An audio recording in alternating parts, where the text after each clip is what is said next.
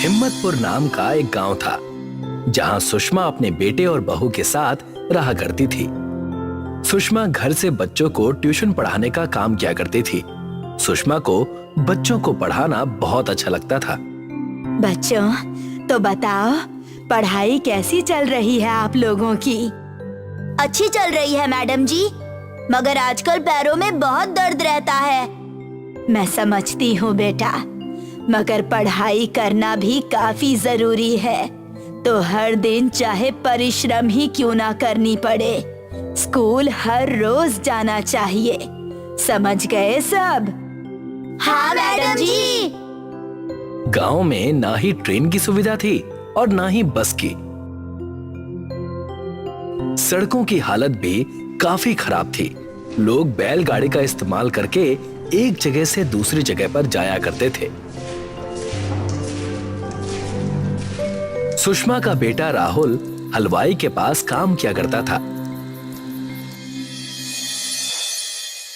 एक दिन राहुल थककर घर आया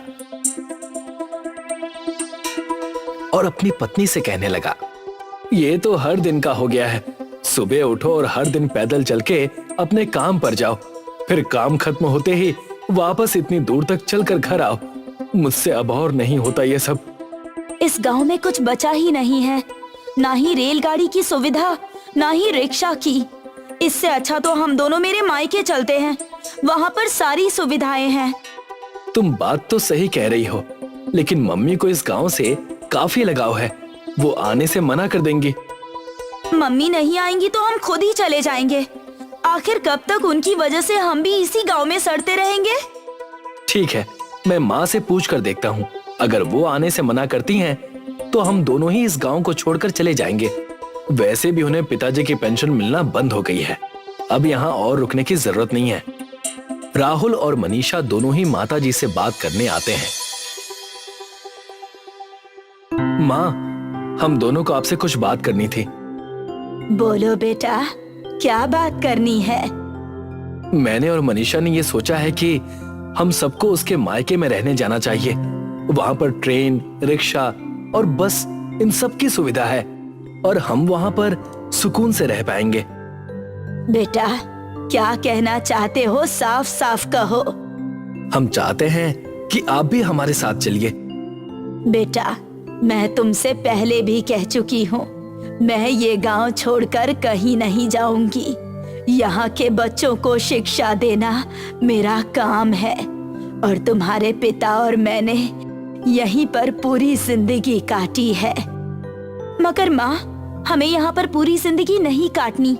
ना ही ये घर अच्छा है, ना ही ये गांव। हर दिन राहुल जी थक कर घर आते हैं। मैं उन्हें अब और ऐसे नहीं देख सकती हूँ।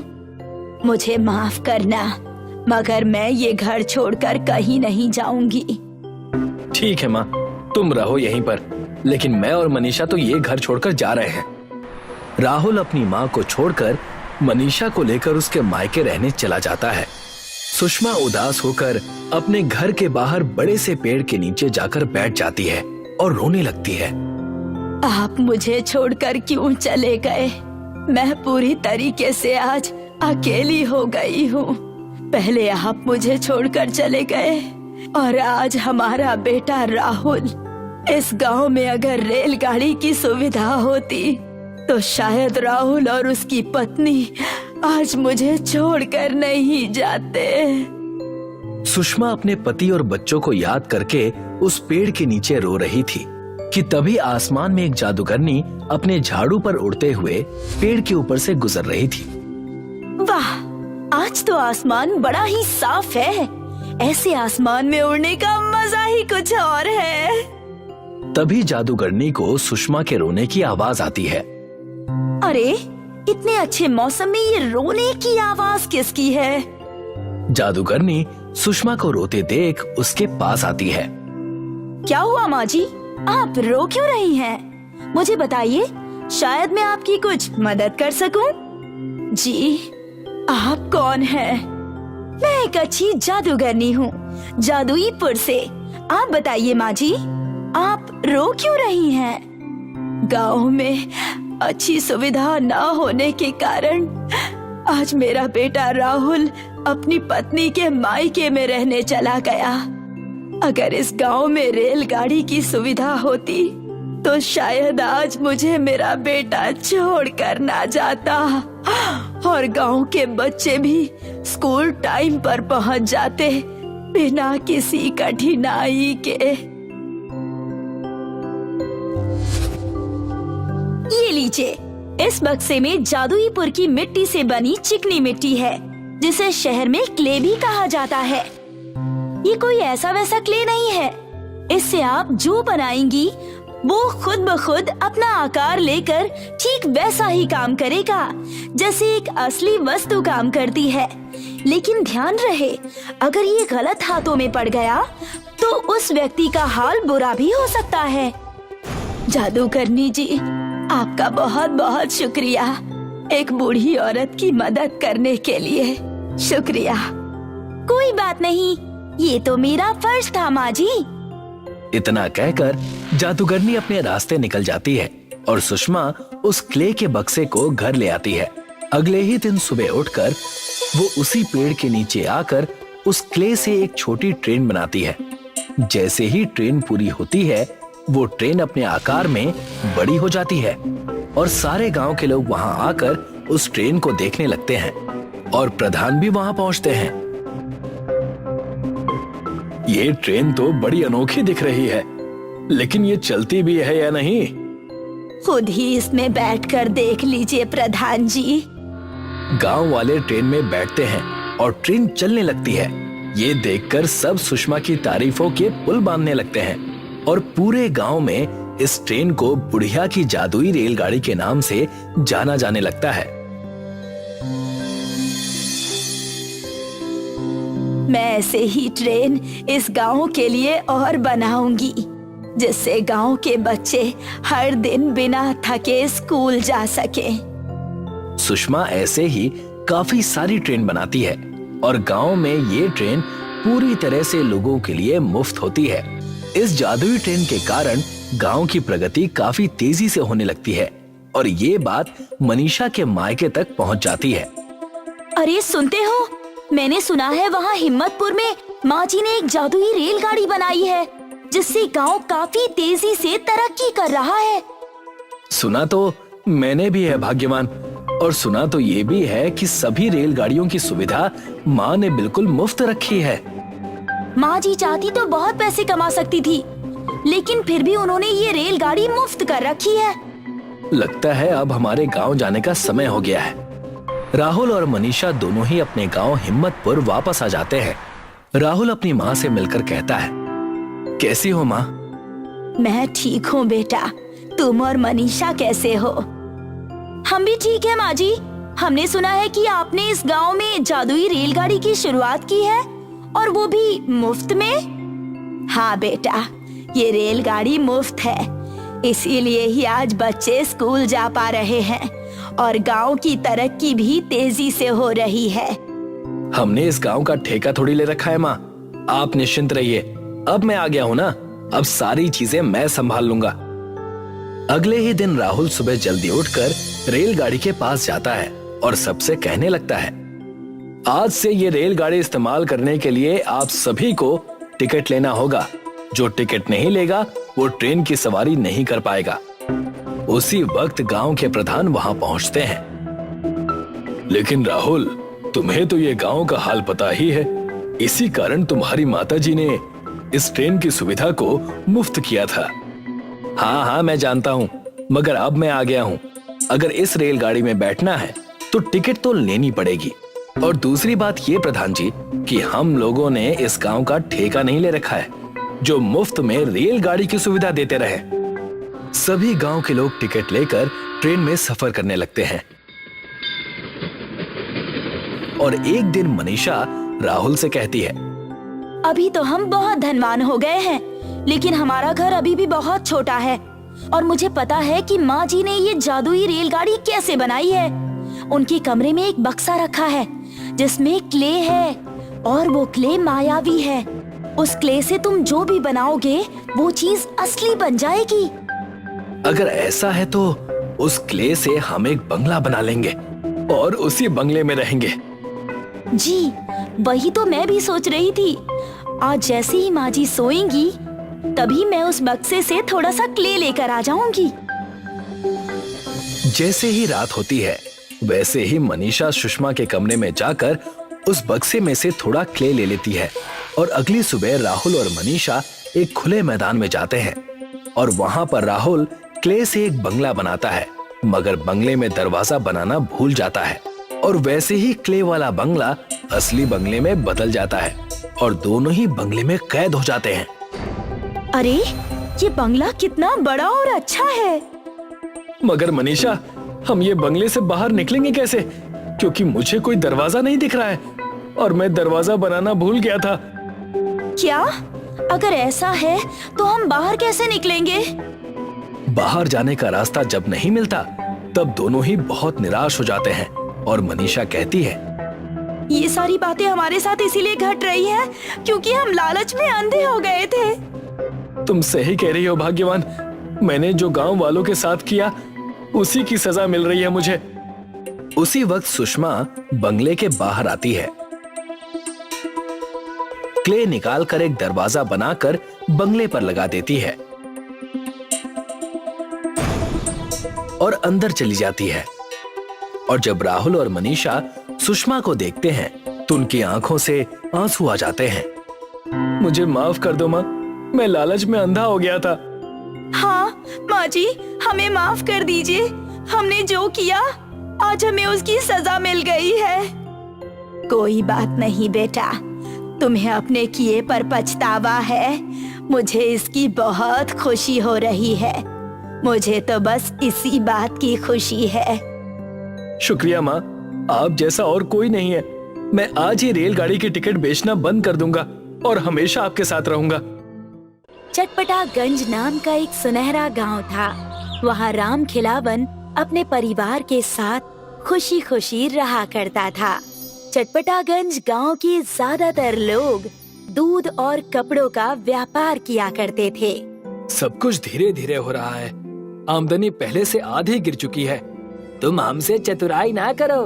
गांव वालों को भले बेवकूफ बना लो, पर मैं अच्छे से जानता हूँ तुमने खूब पैसे बटोर रखे हैं। मुझे ताजुब इस बात से हो रहा है कि तुम इतने यकीन से कैसे कह रहे हो।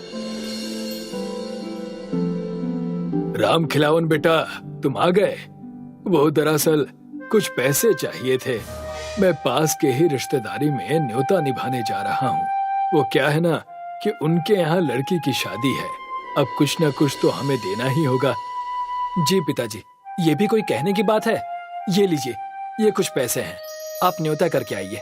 राम खिलावन के पिताजी बड़ा खुश थे और वहाँ से रिश्तेदारों के पास चले गए। दूसरी ओर राम खिलावन की पत्नी रूपा देवी उनसे चिढ़ गई। जब भी पिताजी को पैसे देने होते हैं तो तुम हमेशा सरवन कुमार बन जाते हो। तुम मायके अभी कुछ ही दिन पहले तो गई थी और न्योता हटारी करना अच्छी बात होती है। क्या फायदा ऐसे इज्जत का जब घर और अनाज का कोई ठिकाना ही नहीं है। रूपा देवी की कड़वी बातें सुनकर राम खिलावन वहाँ से चला जाता है और जाकर अपने दोस्तों के पास ही के रेलवे स्थानक में उनसे मिलता है। कलवा और राम खिलावन उसी स्थान पर कोयला चुराकर बेचने का काम बरसों पहले किया करते थे। आओ राम खिलावन आओ, तुम्हारी ही तो मैं राह देख रहा था। कलवा, मैं आज तुम्हारे साथ कोयला चुराने नहीं आ सकूंगा। अरे कोयला चुराने के लिए मालगाड़ी भी तो आनी चाहिए। पिछले 2 साल से कहाँ आई है। ये रेलवे स्टेशन भी अब कबाड़ हो चुका है। अस्पताल और सारी सुविधाएं कोसों दूर हैं यहाँ से। दूध का व्यापार भी ठीक से नहीं चल रहा, न खेतों से अच्छी फसल आ रही है। पता नहीं कौन से बुरे कर्म हमारे सर पर बोझ बनकर पड़ चुके हैं। लगता है आज रूपा भाभी ने फिर से तुम्हें जला हुआ चावल खिला दिया है। नहीं कलवा भाई, मुझे खुद पर ही संदेह होने लगा है। मैं ये सब क्या कर रहा हूँ? ना परिवार खुश है और ना मैं। कलवा और राम खिलावन वहाँ बातें कर ही रहे थे कि वहाँ पर उस गांव का सरपंच एक अच्छी सी बाइक पर बैठकर उनके पास आ गया और उन्हें देखकर उनसे कहने लगा, तो दोनों चंगू मंगू यहाँ पर हैं। ये देख रहे हो, एक बिलाती गाड़ी है और इस खुशी में आज दावत है। तुम आ जाना वहाँ पर। जरूर सरपंच साहब, हम सांझ होते ही वहाँ पर आ जाएंगे और आकर सारी तैयारी कर देंगे। तब कलवा अपने खुराफाती दिमाग में कुछ सोचकर राम खिलावन से कहता है, आज शाम को बड़ा उत्पात होने वाला है। तुम देखना, सबके होश उड़ जाएंगे। मैं कुछ समझा नहीं, तुम ऐसा क्या करने वाले हो? चलो दावत में मिलते हैं। राम खिलावन अपने परिवार को लेकर सरपंच के दावत में चला जाता है। इनके घर बिजली भी है। हमारे पूरे गांव में बिजली पिछले साल से नहीं आई है। कुछ भी कहो, सरपंच जी ने इंतजाम तो बढ़िया किया है। अरे राम खिलावन आ गए। जाओ, जाकर वहाँ से बर्फ का पानी टैंकर में भरवा दो। जी सरपंच साहब। सरपंच के यहाँ जाते ही सब अपना अपना काम करने लगते हैं। उतने में वहाँ पर सरपंच की जोर से चिल्लाने की आवाज आती है। हाय राम, मेरी गाड़ी चोरी हो गई, मेरी गाड़ी चोरी हो गई। अरे मेरी गाड़ी चोरी हो गई। कैसे सरपंच हो? तुम्हारे सामने से कोई गाड़ी चुरा कर ले गया? सबकी नजरों के सामने से गाड़ी चोरी हो गई। हाय राम। सरपंच अपने बिलायती बाइक को ढूंढने की बहुत कोशिश करता है, लेकिन उसे बाइक कहीं भी नहीं मिलती। राम खिलावन सारी बातें समझ जाता है और कलवा को गांव में ढूंढने लगता है। तुम यहाँ हो? इतने दिनों तक कहाँ थे तुम? पूरे 6 महीने से तुम गायब हो। तुम्हारा कोई अता पता भी नहीं है। अबे थम जाओ और चलो मेरे साथ, तुम्हें एक चीज दिखानी है। कलवा राम खिलावन को लेकर उस रेलवे स्थानक पर चला गया और वहां जाकर सरपंच की गाड़ी को दिखाने लगा, जो रेलवे पटरी पर खड़ी थी और पूरी रेल मोटरसाइकिल लग रही थी। आगे से मोटर बाइक और पीछे से रेलवे के डब्बे उस गाड़ी में जुड़े हुए थे। उस मोटर बाइक के पहिए पूरे लोहे के थे, जैसे कि ट्रेन के हों। ये सब क्या है? तुम रेल की पटरी पर गाड़ी दौड़ा रहे हो? आखिर हो क्या गया है तुम्हें? कुछ भी बोलने से पहले तुम मेरे साथ इस गाड़ी पर बैठो। मैं तुम्हें एक जगह लेकर चलता हूँ। ना चाहते हुए भी राम खिलावन कलवा के उस रेल मोटरसाइकिल में बैठ जाता है और कलवा उसे चलाकर कुछ दूर कई साल पुराने खंडर जैसे रेलवे स्टेशन पर लेकर जाता है और वहां जाकर देखता है कि पूरा स्टेशन मरीजों से भरा हुआ है। मैं तुम्हें सारी सच्चाई बताता हूँ। जिस रात सरपंच जी के यहाँ दावत थी, उस रात मैं ये बाइक चुराकर वहाँ से अच्छी जिंदगी बिताने के लिए भाग रहा था। लेकिन घटना चक्र ऐसा हुआ कि आज मैं इस मुकाम पर हूँ। उस वक्त हुआ क्या, ये तो बताओ। मैं गाड़ी चुराकर वहाँ से जंगल की ओर भाग गया और वहाँ जाकर मैंने देखा कि एक परिवार बहुत ज्यादा परेशान है। हे भगवान, मेरे बच्चे को कोई बचा लो। मेरे बच्चे को एक जहरीले सांप ने काट लिया है। कोई बचाओ, अरे कोई बचाओ। बाबा, मेरे शरीर में बहुत दर्द हो रहा है। मुझे नींद आ रही है। बेटा, तुम्हें कुछ नहीं होगा। मैं तुम्हारा ध्यान रखूंगा। वो उस बूढ़े बाबा और उस बच्चे को परेशान देखकर उनके पास जाता है और उनसे कहता है, क्या हुआ बाबा जी? वो बच्चा क्यों रो रहा है? लगता है तुम्हें भगवान ने भेजा है। बच्चे को एक सांप ने काट लिया है। बच्चे की जान को खतरा है। जल्द से जल्द अस्पताल ले जाना होगा। आप फिक्र मत कीजिए, मेरे पास ये गाड़ी है ना, हम इसे जल्दी से वहाँ ले जाएंगे। हमारे पास ज्यादा समय नहीं है। इस ट्रेन की पटरी पर से ले चलो। अगर ऐसा है तो मैं इस गाड़ी का पहिया बदलकर ट्रेन का पहिया डाल दूंगा। आप बच्चे को तैयार कीजिए। कलवा उस रेलवे स्थानक पर जाता है और एक बंद पड़े मालगाड़ी से ट्रेन के पहिए निकालकर उस सरपंच के मोटरसाइकिल में लगा देता है और पीछे ट्रेन का टूटा हुआ डब्बा जोड़ देता है। कलवा उस बच्चे को अपने बनाए हुए रेल मोटरसाइकिल में बिठाकर पटरी के रास्ते से होते हुए ही वैद्य जी के पास पहुंचता है। बाबा, मुझे बहुत दर्द हो रहा है। नहीं बेटा, तुम्हें कुछ नहीं होगा। कलुआ उस बच्चे को वैद्य जी के पास सही समय पर पहुंचा देता है और वैद्य जी उसका इलाज करते हैं, जिससे कि वो बच्चा एकदम तंदुरुस्त हो जाता है। धन्यवाद बेटा, तुम भगवान के भेजे हुए चिराग हो। इस जंगल में ऐसे ही कई सारे परिवार हैं जो हर साल किसी न किसी बीमारी का शिकार हो जाते हैं। तुम ही हो जो उन्हें इन सब चीजों से बचा सकते हो। और फिर क्या, तब से लेकर अब तक मैं बस यही काम कर रहा हूँ। हर जरूरतमंद को मैं इस गाड़ी की मदद से उन्हें वैद्य जी के पास ले जाया करता हूँ। इस चीज की हमारे पिछड़े हुए गांव को बहुत जरूरत है। मुझे तुम पर गर्व हो रहा है कलुआ, तुम बड़ा ही नेकी का काम कर रहे हो। कलुआ और राम खिलावन बात कर ही रहे थे कि उनके पास वैद्य जी घबराते हुए आए और कहने लगे, कलुआ बेटा, तुम्हारे गांव के सरपंच के पिताजी की तबीयत बहुत खराब है। उन्हें हमारे स्टेशन के अस्पताल में लाना ही होगा, वरना उनकी जान को खतरा है। राम खिलावन कलुआ के साथ उस रेल मोटरसाइकिल में बैठकर दोबारा गांव जाता है और सरपंच जी के पिताजी को जख्मी हालत में वैद्य जी के पास चिकित्सालय में लेकर आता है। तुम्हारे इतने हिम्मत, तुमने मेरी गाड़ी चुराई। अरे देखो, मैं ये काम लोगों की भलाई के लिए कर रहा हूँ। ट्रेन की पटरी पर अब ट्रेन का आना बंद हो गया है, इसी वजह से मैं लोगों का ख्याल रखता हूँ। सरपंच जी कुछ कहते उससे पहले सरपंच जी के पिता ने सरपंच जी से कहा, तुम पागल हो, ये दोनों नेकी का काम कर रहे हैं। अगर ये गाड़ी ना होती तो आज मेरे प्राण संकट में होते। इनके नेकी के काम को हमें सराहना चाहिए। धन्यवाद काका, ये तो मेरा फर्ज था। राम खिलावन का परिवार अब बहुत खुश हो गया और सभी एकजुट होकर अच्छे से अपनी जिंदगी बिताने लगे। गोकुलपुर नाम का एक गांव था जहां के लोग बहुत ही पिछड़ी हुई जिंदगी जी रहे थे। जहां हर गांव शहर में तब्दील हो रहा था, वहीं पर किसी भी सरकार ने गोकुलपुर पर ध्यान ही नहीं दिया। ना अच्छे सड़क, ना ही कोई ट्रेन की सुविधा थी वहां। उसी गांव में संजय नाम का एक व्यक्ति रहता था, जिसके साथ उसकी गर्भवती पत्नी मीना भी रहती थी। गांव में हॉस्पिटल न होने की वजह से संजय को मीना को हमेशा अपने बैलगाड़ी में दूसरे गांव ले जाना पड़ता था, जिससे मीना को बहुत तकलीफ हुआ करती थी।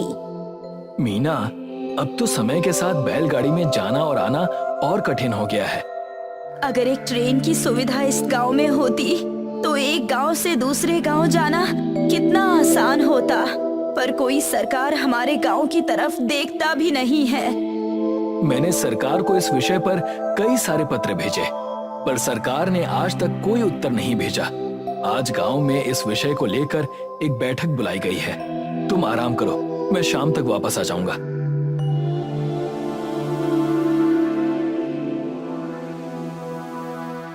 ना सरकार ढंग का रास्ता बना रही है और ना ही ट्रेन की सुविधा दे पा रही है। इतने पत्र सरकार को भेजने के बाद भी एक भी उत्तर वहां से नहीं आया। उन्हीं गांव वालों के बीच रमेश नाम का एक व्यक्ति बैठा था, जो कि गांव का मुखिया बनना चाहता था। अरे कोई बात नहीं मुखिया जी, हम एक गांव से दूसरे गांव बैलों से भी तो जा सकते हैं। हमें ट्रेन या रास्ते की कोई जरूरत नहीं है। नहीं, ऐसा नहीं है मुखिया जी। मेरी पत्नी मीना गर्भवती है और अस्पताल दूसरे गांव में है, और वहां जाने के लिए हमें पहाड़ों वाले रास्ते से जाना पड़ता है, और उसमें बहुत खतरा है और साथ ही साथ तकलीफों का भी सामना करना पड़ता है। तुम्हारी बैलगाड़ी ही खराब होगी, इसीलिए तुम्हें इतनी तकलीफ हो रही होगी। नहीं रमेश, संजय ठीक कह रहा है। गांव के लोगों को पहाड़ के रास्ते से जाने में तकलीफ तो होती है। ये सुनकर कि मुखिया संजय का साथ दे रहा है, रमेश आग बबूला हो गया। फिर संजय साहब, अब ये भी बता दीजिए कि इस समस्या से हम निकले कैसे? हम सारे गांव वासियों को मिलकर सरकार को खत लिखना चाहिए, फिर उन्हें हमारे खत का जवाब देना ही पड़ेगा। भेजते रहो खत, इतने खत हम पहले ही भेज चुके हैं, उनका तो कोई उत्तर आया नहीं। मुझे तो लगता है कि सरकार हमारे खतों को रद्दियों में बेचकर बहुत सारा पैसा कमा रही है। बात तो ये भी है संजय कि इतने खत हम पहले ही लिख चुके हैं, उनका भी अब तक कोई उत्तर नहीं आया। ये सुनकर संजय निराश हो गया। थोड़ी ही देर में सब अपने अपने घर चले गए। संजय जब अपने घर पहुंचा तभी उसकी पत्नी ने कहा, सुनिए जी, मेरी दवाइयाँ खत्म हो गई हैं। मुझे और दवाइयों की जरूरत है, लेकिन इस गांव में कहीं भी ये दवाइयाँ नहीं मिलती। तुम आराम करो मीना, मैं अभी अपनी बैलगाड़ी से दूसरे गांव जाकर दवाइयाँ लेकर आता हूँ। संजय अपनी बैलगाड़ी में बैठता है और तुरंत दूसरे गांव के लिए निकल जाता है। थोड़ी देर बाद उसे एक बूढ़ा व्यक्ति मिलता है जिसके हाथ में पाइप से बनी हुई छड़ी होती है। वो बूढ़ा व्यक्ति पहाड़ों के रास्ते से दूसरे गांव जा रहा होता है। संजय उसे देखकर कहता है, चाचा जी, आप कहाँ जा रहे हैं? आ जाइए, मैं आपको छोड़ देता हूँ। यहाँ से दूसरा गांव बहुत दूरी पर है, आ जाइए, मैं आपको छोड़ देता हूँ। पर बेटा, मेरे पास तुम्हें देने के लिए कुछ भी नहीं है। कोई बात नहीं चाचा जी, मुझे आपसे कुछ नहीं चाहिए। आ जाइए, मेरी बैलगाड़ी पर बैठ जाइए। वो बूढ़ा व्यक्ति संजय के गाड़ी में बैठ जाता है। बूढ़ा व्यक्ति संजय का उतरा हुआ चेहरा देखकर पूछने लगता है, क्या हुआ बेटा, तुम्हें कोई चिंता सता रही है? अब क्या बताऊं चाचा जी, मेरे गांव में एक बड़ी समस्या है। हमारे गांव में ना ही अस्पताल है और ना ही कोई सुविधा। हमें हर काम के लिए दूसरे गांव जाना पड़ता है, जो बहुत ही कठिन काम है। मैंने सरकार को ट्रेन के लिए इतने सारे खत लिखे, पर सरकार की तरफ से एक भी खत का उत्तर वापस नहीं आया। ऊपर से हमेशा एक डर सर पर रहता है कि मेरी पत्नी गर्भवती है, उसे हर महीने अस्पताल ले जाना और लाना पड़ता है। उसके साथ कहीं कुछ गलत ना हो जाए। बस एक ट्रेन की सुविधा गांव में हो जाती तो सब ठीक हो जाता। संजय ने सारी बात उस बूढ़े व्यक्ति को बताई। थोड़ी ही देर में वो लोग दूसरे गांव पहुंच गए थे। वहां पहुंचकर बूढ़े व्यक्ति ने कहा, बेटा, मेरे पास तुम्हें देने के लिए तो कुछ नहीं है, पर तुम ये मेरी पाइप की छड़ी रख लो। ये कोई ऐसी वैसी पाइप नहीं है। ये पाइप मुझे एक संत ने मेरी ईमानदारी को देखकर दिया था। इस पाइप को तुम जमीन में गाड़ दो, अगले दिन ये तुम्हें कई सारे पाइप देगा, जिससे तुम जो चाहे वो बना सकोगे, और ये तुम्हारे गांव की रक्षा भी करेगा। ये सुनकर संजय को विश्वास नहीं हुआ। फिर भी संजय ने वो पाइप ले लिया। फिर दोनों अपने अपने रास्ते चले जाते हैं। संजय दवाई लेकर अपने घर चला जाता है और अपनी पत्नी से कहता है, ये लो मीना, दवाई खा लो। मीना संजय के हाथ में पाइप देखकर पूछती है, ये आपके हाथ में किस तरह का पाइप है जी? ये पाइप मुझे एक बूढ़े व्यक्ति ने दी है। संजय अपनी पत्नी मीना को सारी बात बताता है जो उसके साथ घटी थी, जिस पर मीना कहती है, आप आज ही इस पाइप को जमीन के नीचे गाड़ दीजिए। क्या तुम्हें लगता है कि ये पाइप जादुई है? ये तो मुझे भी नहीं पता, पर अगर ये बात सच हुई तो गांव का कल्याण हो जाएगा ना? ये सुनकर संजय पाइप को जमीन में गाड़ देता है और जैसे ही सुबह होती है वैसे ही वहाँ एक पेड़ पर कई सारे पाइप लगे होते हैं, जिसे देखकर संजय हक्का बक्का रह जाता है और कहता है, ये तो सच में जादुई पाइप है। मैं अभी जाकर मुखिया और सारे गांव वालों को बुला कर लाता हूँ। संजय मुखिया और गांव वालों को बुलाता है और सारी बात बताता है, जिस पर मुखिया कहता है, ये तो बहुत ही अच्छी चीज है, मगर हम इतने सारे पाइप का करेंगे क्या? ये पाइप ऐसी वैसी पाइप नहीं है। इस पाइप से हम जो भी बनाएंगे वो चीज बन जाएगी। लेकिन हम इससे क्या बनाने वाले हैं? हम सब मिलकर इस पाइप से एक ट्रेन बनाएंगे जो हमें दूसरे गांव से जोड़कर रखेगी।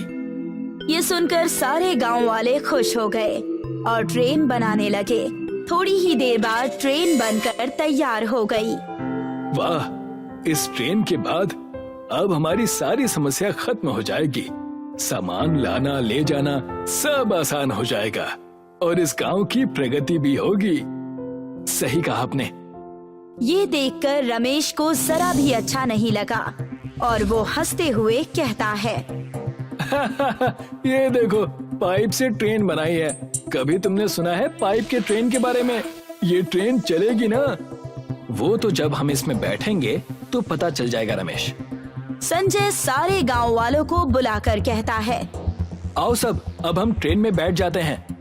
जिस पर रमेश कहता है, नहीं नहीं, मैं नहीं बैठूंगा इस ट्रेन में। ये चलने वाली नहीं है। पता चला कि ये टूटकर हम पर ही गिर गई। रमेश ने लोगों को डराने की कोशिश की और कई सारे लोगों ने ट्रेन में पहले बैठने से मना कर दिया। नहीं नहीं, मैं भी नहीं बैठूंगा इसमें। हाँ, मैं भी नहीं बैठूंगा। पता नहीं कब कौन सा अनर्थ हो जाए। ये सुनकर मुखिया रमेश पर क्रोधित हो उठा। अगर तुम्हें नहीं बैठना तो मत बैठो। गांव वालों को डराकर तुम्हें क्या मिल जाएगा? हमेशा सत्ता हासिल करने के पीछे पड़े रहते हो, पर कभी अपने दिल से इस गांव के बारे में भी सोचा करो। जाने दीजिए मुखिया जी, हम ट्रेन में बैठते हैं। देखते हैं कि ये रमेश सही है या फिर मैं। जैसे ही लोग ट्रेन में बैठते हैं वैसे ही ट्रेन चलने लगती है और सारे लोग खुशी से भर जाते हैं। फिर सारा गांव ट्रेन का इस्तेमाल करता है, पर ये सब देखकर रमेश एक बार फिर आग बबूला हो जाता है।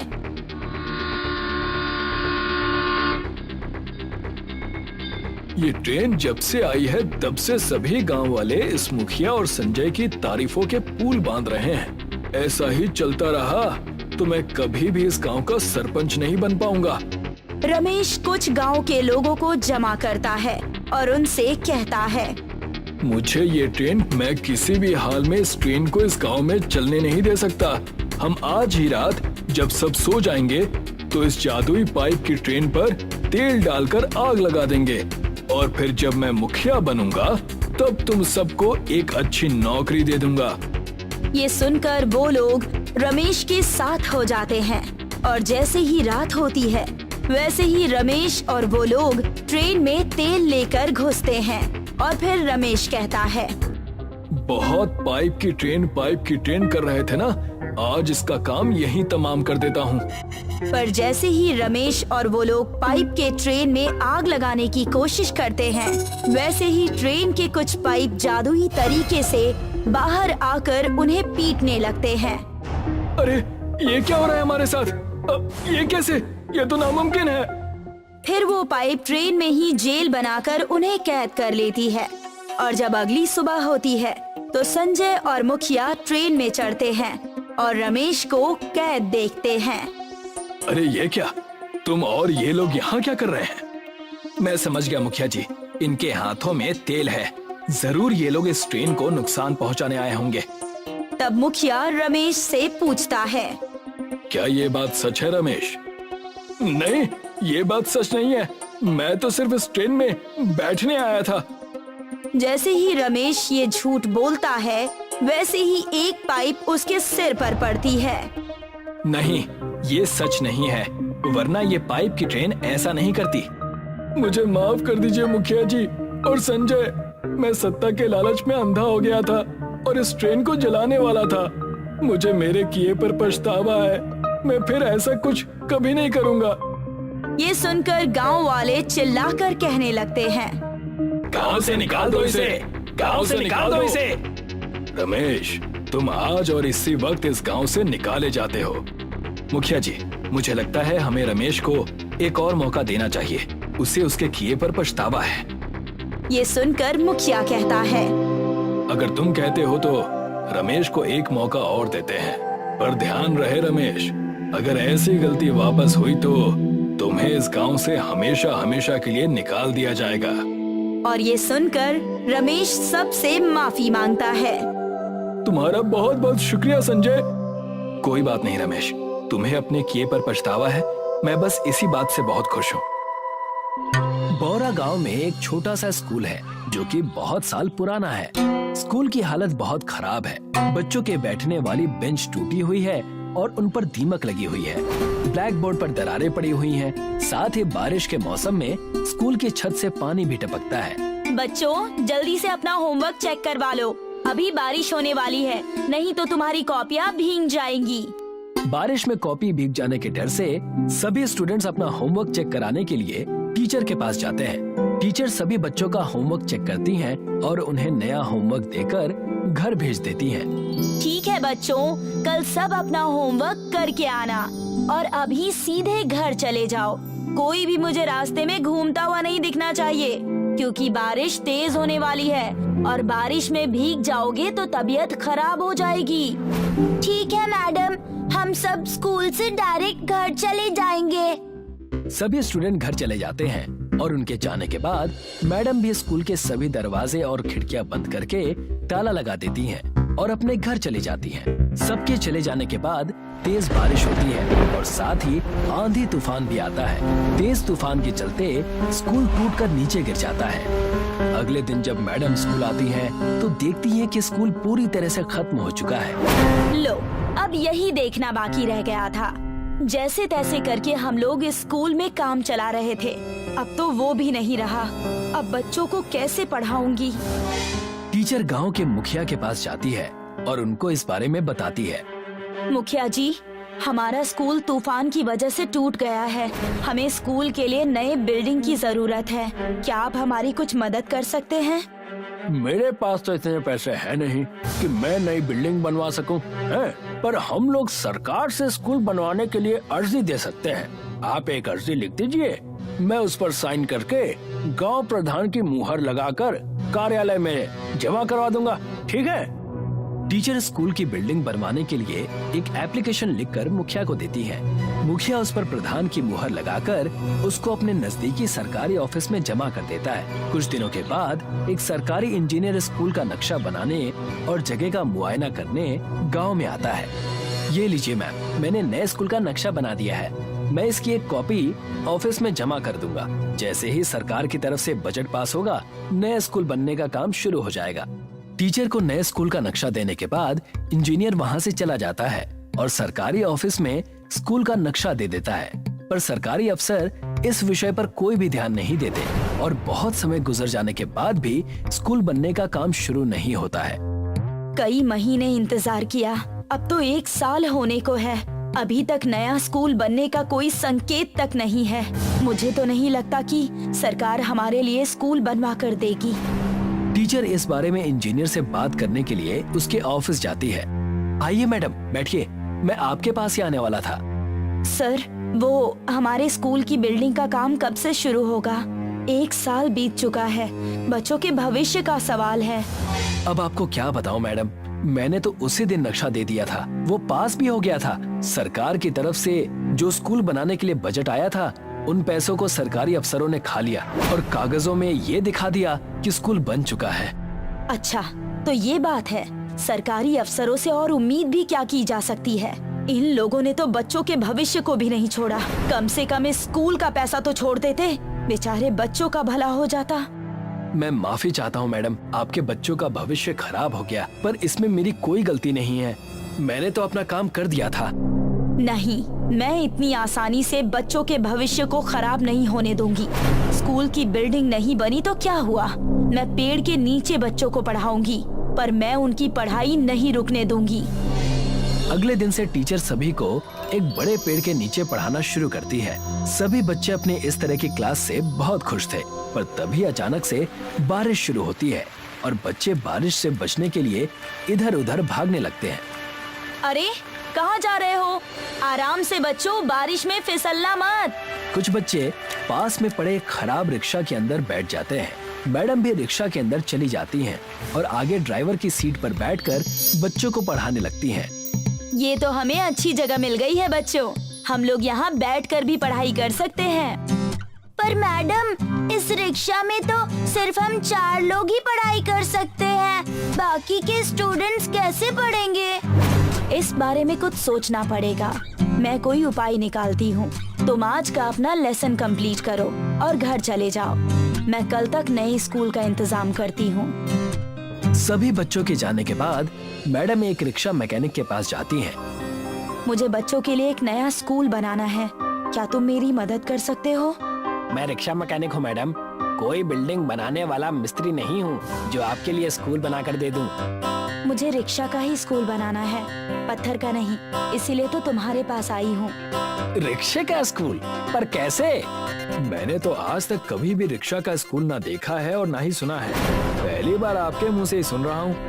मैडम, मैं गरीब आदमी हूँ। ये देखकर आप मेरे साथ मजाक तो नहीं कर रही? और अगर मजाक नहीं कर रही हैं, तो आप खुद ही बता दीजिए कि रिक्शा का स्कूल कैसे बना सकते हैं। देखो, वहाँ पर बहुत टाइम से कुछ खराब रिक्शे पड़े हैं। क्या तुम उन सभी को जोड़कर एक ऐसा रिक्शा स्कूल तैयार कर सकते हो जिसमें मेरे सभी स्टूडेंट्स एक साथ मिलकर पढ़ सकें? अच्छा, तो ऐसी बात है। आपने पहले क्यों नहीं बताया? ये तो मैं अच्छे से कर सकता हूँ। आप सिर्फ मेरा कमाल देखते जाइए।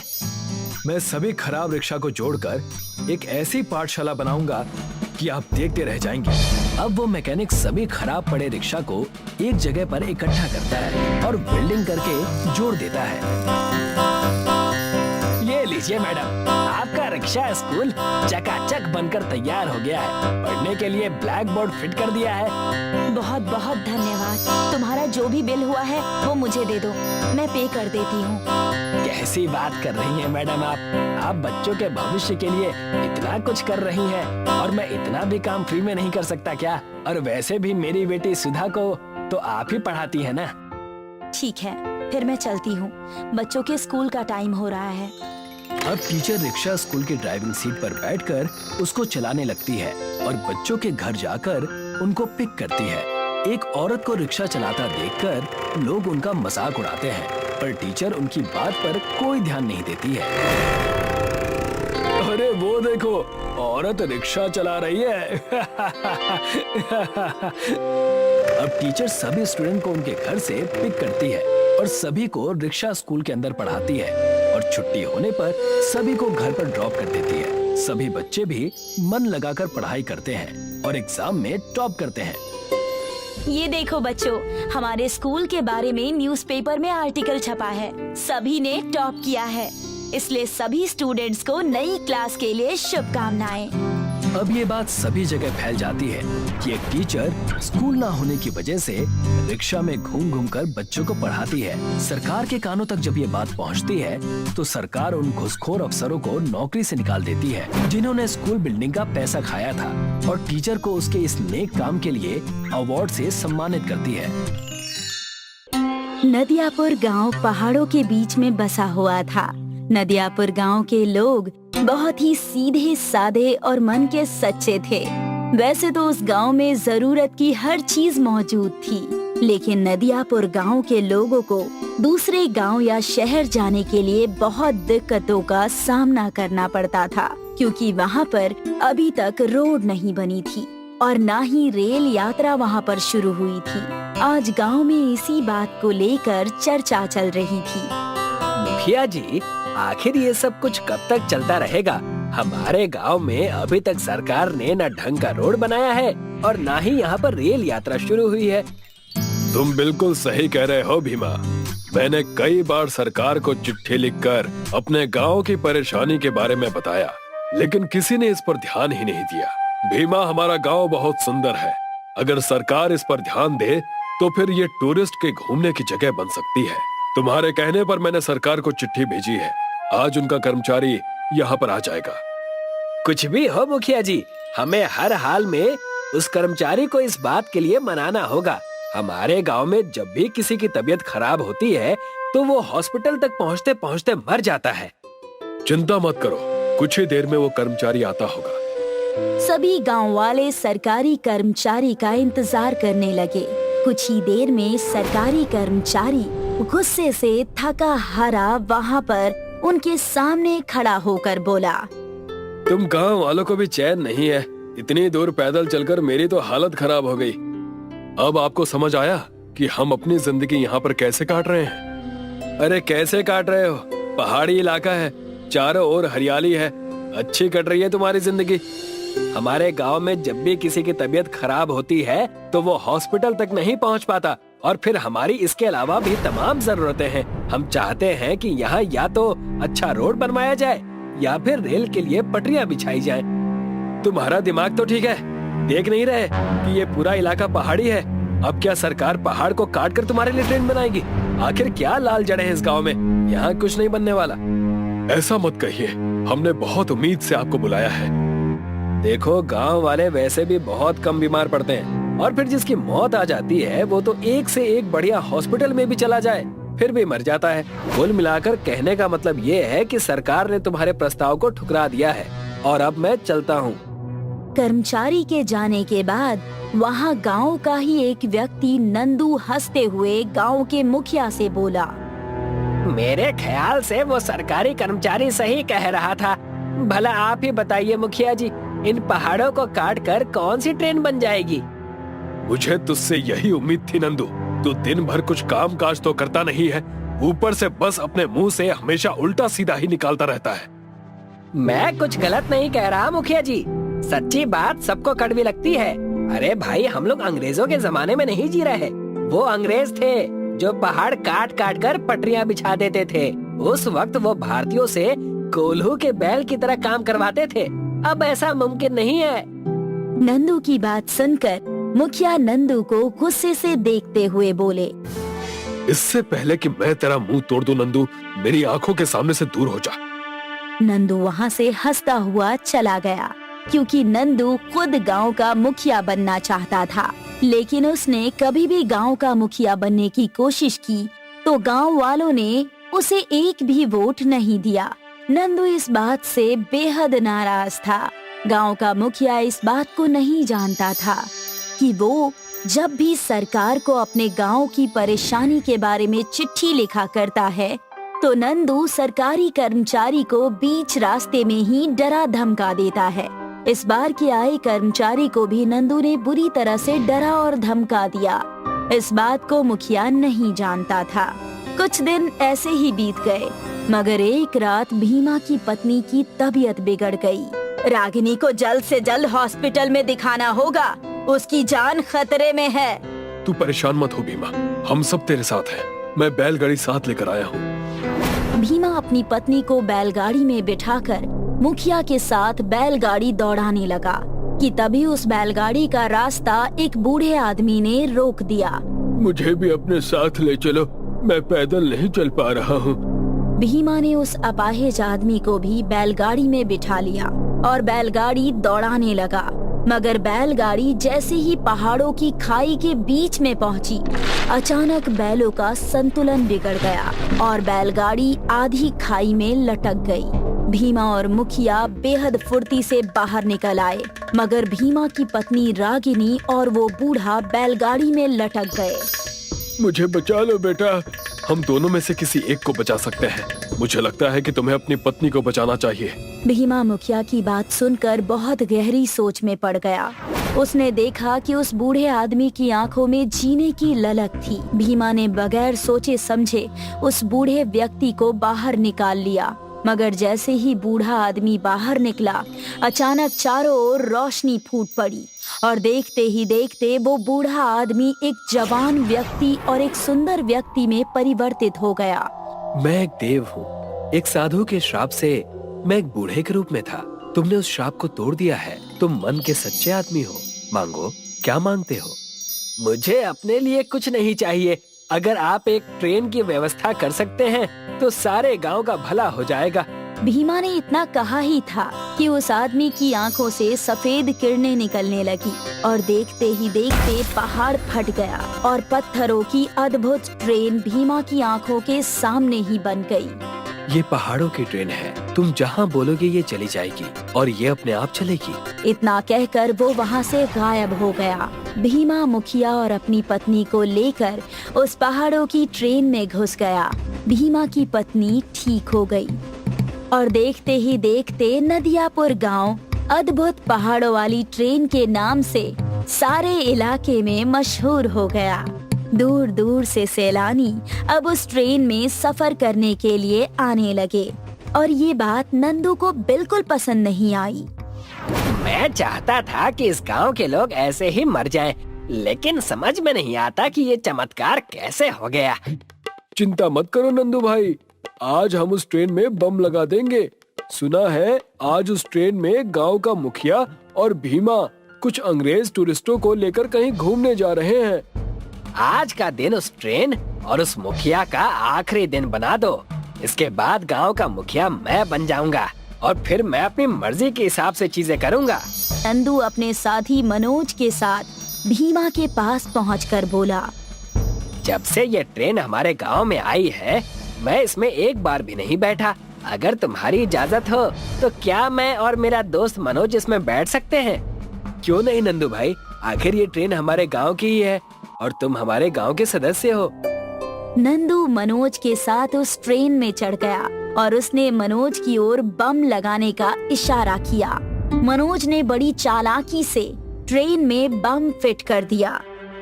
कुछ जरूरी काम आ गया है, हम आज की जगह कल सफर करेंगे। नहीं, आज तुम ही इस ट्रेन में सफर करोगे। आखिर तुमने बम जो लगाए हैं। नंदू और मनोज घबरा गए अब तुम्हें कैसे मालूम? कि तभी नंदू के सामने रोशनी की किरणें फूट पड़ी। मुखिया और वो सारे सैलानी गायब हो गए और भीमा का चेहरा एक सुंदर युवक के रूप में परिवर्तित हो गया। कौन हो तुम? इस ट्रेन का मालिक। तुम एक बहुत ही कपटी इंसान हो नंदू। मैं तुम्हारी बातें सुन रहा था जब तुम इस ट्रेन में बम लगाने की बात कर रहे थे।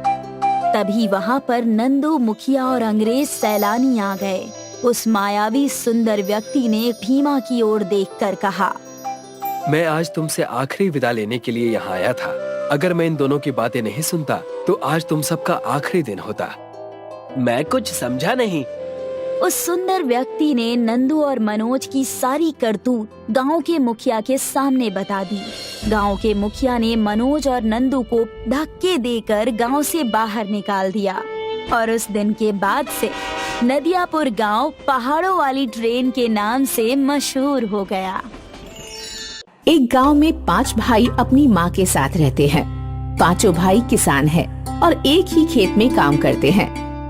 बड़े भाई का नाम दिन सिंह, उससे छोटे का नाम रात सिंह, मझले भाई का नाम धूप और उससे छोटे का हवा सिंह और सबसे छोटे का नाम बारिश सिंह है। पांचों भाई खुशी खुशी मिलजुल कर रहते हैं और खेती करते हैं। बड़ा भाई दिन सिंह सुबह खेत पर जाता है और घूमकर वापस आया और अपने छोटे भाइयों से बोला, भाई, पिछले 6 महीनों से गांव में वर्षा नहीं हुई है। हाँ भैया, गांव में अकाल पड़ा है और अब तो बुरी हालत होने वाली है। चलो चिंता मत करो, कुछ न कुछ देखते हैं। पांचों भाई जैसे तैसे पानी निकालने की कोशिश करते हैं, लेकिन पानी नहीं आता है और भूखे मरने की नौबत आ जाती है। एक दिन सिंह बहुत निराश हो गया और अपनी माँ से बोला, माँ, मुझे लगता है अब ये गांव छोड़ देना चाहिए। बेटा, तेरे दादाजी ने मरने से पहले सोने के मुझे 5 लॉकेट दिए थे और कहा था जब बड़े बेटे की उम्र 25 साल हो जाए तब दे देना। माँ, वैसे तो वो लॉकेट दादाजी की निशानी है, लेकिन अब हमारे पास खाने के भी दाने नहीं हैं। मैं कहता हूँ कि हमें वो लॉकेट बेचकर कुछ अनाज घर में ले आना चाहिए और दूसरे शहर में चले जाएंगे ताकि वहाँ कुछ कमाकर हम जिंदा तो रह सकें। उनकी माँ वो लॉकेट लाकर उन्हें दे देती है। लो बेटा, ये है वो लॉकेट, तुम इनका जो करना चाहो कर लो। माँ, ये तो बहुत सुंदर है, एक बार मुझे पहना दो। हाँ, तू एक बार पहन ले। बारिश सिंह लॉकेट पहनता है, लेकिन तुरंत ही उन्हें एक आवाज आई, दिन सिंह, ये जादुई लॉकेट है और तुम पांचों भाइयों के लिए ही है। जब पांचों भाई तुम इनको पहनोगे तो अपने नाम के अनुसार इनका प्रयोग कर सकते हो, लेकिन ध्यान रहे कि इनका प्रयोग 5 किलोमीटर के अंदर ही कर पाओगे। उनको जादुई लॉकेट मिल गया और दिन सिंह के अंदर दिन को बड़ा और छोटा करने की ताकत आ गई। वहीं रात सिंह और हवा सिंह भी अपने हिसाब से रात दिन को मैनेज करने लगे और बारिश सिंह भी अब जादुई लॉकेट की मदद से बारिश कर सकता है। उसी रात को पांचों भाई अपने खेत पर पहुंच जाते हैं और बारिश सिंह अपना लॉकेट पहनता है और खूब बारिश करता है। बारिश, तुम तब तक बारिश करते रहो जब तक कि खेतों की प्यास न बुझ जाए। लेकिन अगर दिन निकल आया तो? मैं रात को बड़ी कर देता हूँ। पांचों भाई रात को मिलकर खेत को भर देते हैं और सुबह को संतुष्टि के साथ घर चले जाते हैं। तभी उन्हें बाहर गांव से मुनादी की आवाज आती है।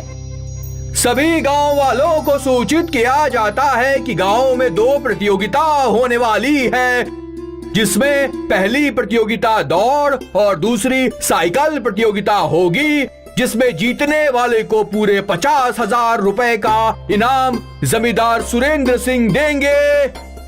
मैं तो कहता हूँ हमें इस प्रतियोगिता में भाग जरूर लेना चाहिए। हाँ हाँ भैया, हमें जरूर प्रतियोगिता में भाग लेना चाहिए, लेकिन हम में से 2 भाई ही प्रतियोगिता में भाग लेंगे।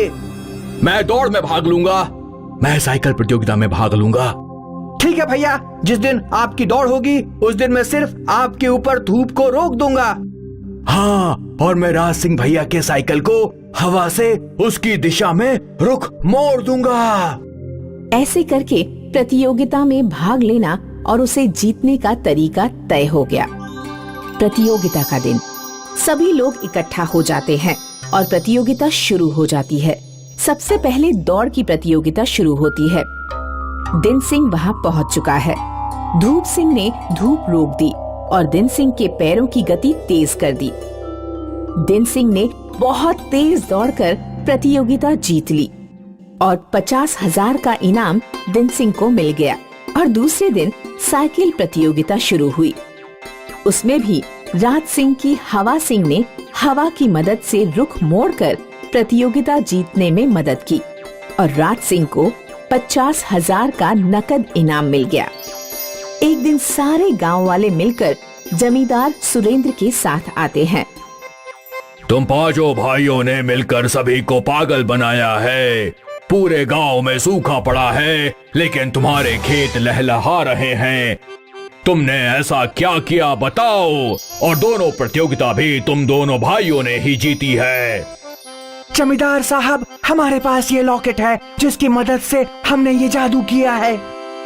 मैं जानता था कि तुमने जरूर कुछ गड़बड़ की है, इसलिए चुपचाप ये लॉकेट मुझे दे दो और तुमको आज रात फांसी दे दी जाएगी। जमींदार कहकर चला जाता है। बेटा, ये जमींदार छोड़ेगा नहीं। इसको लॉकेट देकर भी ये जिंदा नहीं छोड़ेगा, बल्कि मार देगा। मुझे लगता है कि हमें दिन को बड़ा करके शाम होने से रोकना होगा और गांव वालों को बारिश में उलझाना होगा। उसके बाद हम यहाँ से दूर निकलकर किसी दूसरे शहर चले जाएंगे। दिन सिंह दिन को बड़ा कर देता है और बारिश सिंह बारिश करा देता है और 5 भाई माँ के साथ वो गांव छोड़कर चले जाते हैं और एक दूसरे शहर में जाकर रहने लगते हैं और वापस मेहनत करके खाने लगते हैं। कई साल पहले तिब्बत पर राज करता था एक बूढ़ा जादूगर। येन था उसका नाम। येन बहुत नेक, दयालु और मददगार था। एक दिन की बात है, येन अपने बिस्तर पे लेटा था और तभी एक आकाशवाणी हुई। ये अब तुम्हारा अंत नजदीक है। येन ये सुन के सोच में पड़ गया कि उसके बाद तिब्बत का क्या होगा। वो अपने जादुई प्याले के पास गया और उसने बोला, जादू, जादुई प्याले, बताओ मुझे, कौन है मेरे जैसे जो मेरी गद्दी संभाले। जादुई प्याला में वायु दिखा। वायु उड़ सकता है और वो हवा पे काबू कर सकता है। वायु बहुत शक्तिशाली है। ये देख येन खुश होता है और फिर अचानक वायु अग्नि में बदल जाता है। अग्नि के पास ज्वाला की शक्ति है। आग उसे जला नहीं सकती और वो आग पे काबू कर सकता है। ये ना बहुत खुश हुआ। उसे लगा शायद अग्नि वायु से बेहतर है, और तभी अग्नि जल में बदल गया। जल के पास पानी की शक्ति थी। वो पानी पे चल सकता था, बारिश बरसा सकता था। अब येन को ये समझ नहीं आ रहा था कि उसकी गद्दी कौन संभालेगा, अग्नि, वायु या जल। येन सोच में पड़ गया और उसने निर्णय लिया कि वो तीनों जादूगरों से मिलेगा और फिर अपना फैसला लेगा। उसने अपनी जादुई छड़ी घुमाई और तीनों भाइयों की गुफा में पहुंच गया। तीनों जादूगर साथ में खाना खा रहे थे। मैं येन हूँ, 7 सालों से तिब्बत का राज जादूगर। मैं यहाँ तुम तीनों से मिलने आया हूँ क्योंकि अब मैं बूढ़ा हो चुका हूँ और